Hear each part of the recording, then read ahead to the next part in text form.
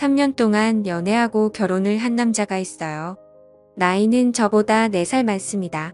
33살이고요. 일단 먼저 제가 살아온 환경을 말씀드릴게요. 어렸을 적부터 전 단 한 번도 여유라는 걸 모르고 자라왔어요. 초등학교 때는 물론 그 은한 수학여행도 돈이 없어서 담임 선생님이 직접 대주신 것도 기억이 나고 그 어렸던 시절 단칸방에서 남들 다 기름 보일러 켜고 연탄 다 사라져갈 무렵 저희 가족은 연탄 한 장으로 하루를 버티곤 했죠. 솔직히 어렸을 땐 쪽팔릴 수도 있겠지만 전 그렇게 생각하지 않았어요. 제 노력으로 제 힘으로 이 가난을 벗어나고 싶단 생각 하나로 어렸을 적부터 열심히 달려왔습니다. 공부든 생계든 그때의 가난은 지금 생각해보면 순전히 저희 부모님 때문이었을 거예요. 전 엄마와 아빠 그리고 남동생 이렇게 4가족이 살았었는데 아버지는 항상 술에 찌들어 사셨고 집에 들어오면 항상 담배 연기와 술 냄새로 단칸방은 짤어 있었죠. 엄마는 그런 아빠를 참고 또 참고 결국엔 제 동생과 저를 두고 떠나셨죠. 그때 엄마는 저희와 같이 떠나자고 제게 말했어요. 어디든 떠나면 지금보다는 나은 생활을 할 수 있다고 말한 게 생생히 기억나요. 제 나이 그때 중학교 1학년 사춘기도 채우기 전이었죠. 그때 전 당장이라도 엄마를 따라 가고 싶었지만 제 속마음은 내가 이렇게 동생이랑 엄마랑 떠나버리면 저 홀로 남겨진 아빠는 어떡하지라는 생각이 먼저 들더라고요. 아버지는 술과 담배에 찌들어 사셨지만 저희에게는 늘 다정하셨어요. 주변에 술 먹고 가족 때리고 협박하고 그런 일은 단 한 차례도 없었죠. 그래서 그런가 어릴 때 전 아빠를 떠날 수 없었죠. 그렇게 가난은 계속됐고 가족의 도움 없이 혼자 독하게 공부했습니다. 지금 생각하면 정말 15도 안 되었던 나이에 어떻게 그렇게 열심히 공부했나 몰라요. 고등학생 때까지 쉬지 않고 앞만 보고 독하게 공부했으니까요. 제가 어렸을 때부터 들었던 소리 중에 제일 듣기 싫었던 말이 있었어요. 제 배경만 보고 친구들과 친척들 저에게 넌 절대 못 되라는 말과 그래도 부모님이잖아 라는 말이에요. 주변에서 늘 제 환경을 보고 무시하는 말원들을 많이들 했죠. 그렇게 고등학교를 졸업하고 서울에 이름 있는 대학에 입학했습니다. 전 자신 있었죠. 장학금 받으면서 학교 다닐 생각이었죠. 처음 들어갈 때 등록금이 문제였지만 방학 때 공장에 들어가면서 하루에 15시간을 일하면서 제 스스로 등록금을 마련했습니다. 제가 이렇게 성인이 되었을 무렵 아빠는 여전히 술과 담배를 끊지 못하신 채 살아가셨는데 그 와중에 그 단칸방의 능력도 좋으시지 어떻게 또 다른 아줌마가 들어와 있는 겁니다. 그 여자도 참 그런 거지 같은 집구석에 뭘 보고 들어와 있는 건지 전 도저히 이해할 수 없었습니다. 그렇게 저와 제 동생에게 소개를 하는 듯 앞으로 우리 엄마 될 사람이라고 엄마라 부르랍니다. 저희는 거부했죠. 싫다고. 그때였습니다. 제 동생과 처음 심각하게 혼이 났어요. 아빠한테 그 순간 제 마음속 깊이 담겨있던 후회가 터졌나 봐요. 엄마가 떠나자고 했을 때가 생각이 혹 나는 거예요. 그러면서 얼마나 울었는지 전 꿈이 있었습니다. 제 스스로 이 가난을 벗어나고 싶다고 늘 다짐했습니다. 그래서 제 동생도 제가 꼭 이 가난을 벗겨내주고 싶었죠. 그렇게 장학금 받아가며 대학을 졸업하고 바로 대기업에 취직했습니다. 전 누구보다 똑똑하다고 자부했고 공부뿐 아니라 사람 관계, 인성 모든 게 뛰어나다고 주변에서도 또 스스로도 그렇게 생각해왔습니다. 몇몇 그렇게 친하지 않은 친구들은 적어도 독한 여자다. 어릴 때 그렇게 거지처럼 살더니 등 부러움과 시기를 대놓고 보여주더라고요.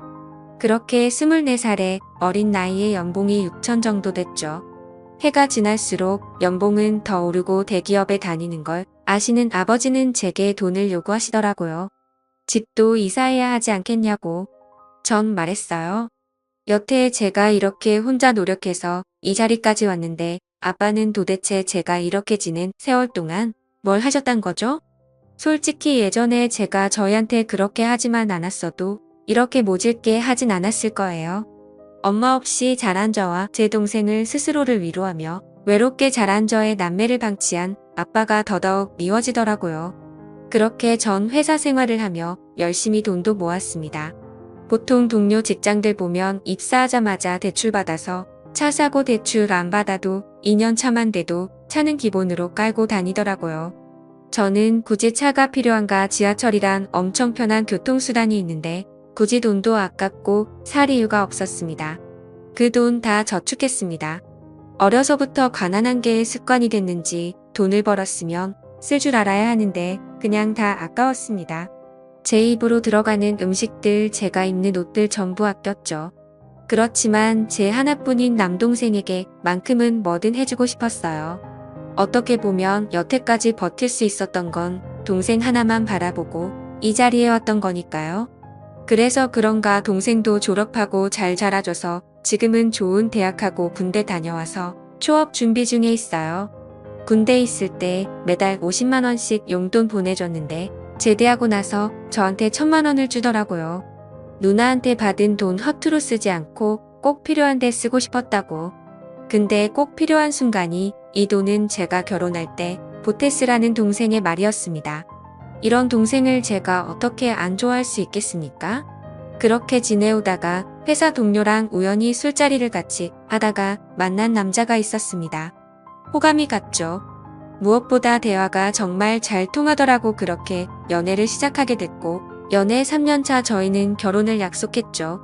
남자친구의 부모님은 저희와 반대로 어머니만 계셨었죠. 외동아들의 시어머니 혼자 키우셨단 거죠. 혼자 키우신 것 치고 생각보다 부유한 환경을 갖추고 계셔서 조금 당황스러운 건 사실이었습니다. 수려한 외모에 맞지 않은 젊음, 엄청 고우셨어요. 정말 곱게 절한 사모님 느낌이었죠. 그렇게 인사를 드리고 시어머님께서는 저를 마음에 들어 하셨습니다. 저희 부모님들에겐 소개해주지 않았어요. 해도 어차피 돈만 보고 달려들게 뻔하니까. 그렇게 저와 남편은 결혼을 했습니다. 시어머님 혼자 계셔서 처음엔 집에 들어가 사는 게 맞나 생각도 했는데 남편은 엄마 혼자서 잘 계신다며 따로 먼저 나와 살자고 하더라고요. 그래서 전 뭐 아무래도 그게 조금 더 편할 것 같지만 한편으로는 걱정도 되긴 했죠. 그렇게 결혼 생활을 하면서 전역한 지 얼마 안 된 동생한테 연락이 한 통 왔어요. 누나 혹시 매형 지금 집에 있어? 라고 물어봤죠. 아니 오늘 회사 사람들이랑 회식 있어서 늦는다고 말했죠. 그러자 동생은 놀라지 말라며 절 진정시키고는 친구들이랑 놀고 있는데 유흥가 근처 업소에서 매형이 다른 여자랑 밖으로 나와 숙박업소로 들어가는 걸 목격했다는 겁니다. 전 당장 집 밖으로 뛰쳐나가 동생이 있는 곳으로 갔죠. 동생은 제 남편이 들어간 모텔 옆에서 지키고 있었고 모텔 주인에게 물어보니 들어간 호수는 말해줄 수 없다며 제가 들어가는 걸 막았죠. 어쩔 수 없이 그곳에서 계속 기다렸어요. 동생은 돌려보냈죠. 제가 알아서 하겠다고 전화는 한이 받지 않았고 동생이 가고 난 뒤에 1시간이 지났을까 딱 봐도 술집 여자처럼 보이는 여자랑 같이 나오는 것이었죠. 저는 바로 달려가서 남편을 후려 갈기고 머리채를 쥐어잡았습니다. 그리고 그 여자가 말리길래 그 여자 머리도 쥐어잡았습니다. 완전 이성을 잃은 상태였죠. 그때였어요. 어디서 멀리 들어봤던 목소리로 지금 뭐 하는 짓이야 라는 소리와 함께 소리가 나는 쪽을 쳐다보는 순간 뺨을 맞았습니다. 제 뺨을 때린 사람은 제 시어머니셨습니다. 전 너무 당황스럽고 지금 이 상황은 무엇이지? 벙찌고 있는 순간 제 남편과 같이 모텔에서 나왔던 여자가 제 시어머니에게 사장님 저 여자가 갑자기 나와서 제 머리채를 잡았어요 라고 말했죠. 사장님 대체 이게 다 무슨 일이냐고 말하니까 제 시어머니는 술집 마담이셨던 겁니다. 지금 생각해보니 그 외모와 어울리는 직업이었죠. 홀어머니가 어떤 능력이 있기에 지금 사는 집도 엄청 좋고 궁금하긴 했었는데 너무 충격이었죠. 그래서 시어머님께 말씀드렸어요. 이 사람 언제부터 이런 곳에 들락날락했냐고. 그랬더니 그냥 잠깐씩 가게 와서 도와주는 식으로 핑계를 대더라고요. 이에 아가씨랑 같이 나온 것도 손님이랑 있다가 제 남편이 마중 나온 거라고. 아니 그걸 왜 제 남편이 하고 있고 그걸 또 믿으라는 게 진짜 사람 바로 앞에서 바보 취급하는 것도 아니고 그 불륜녀는 제가 와이프인 거 늦게나마 알았는지 남편이랑 찍소리도 못하고 있더라고요. 어떻게 이럴 수 있는 거죠?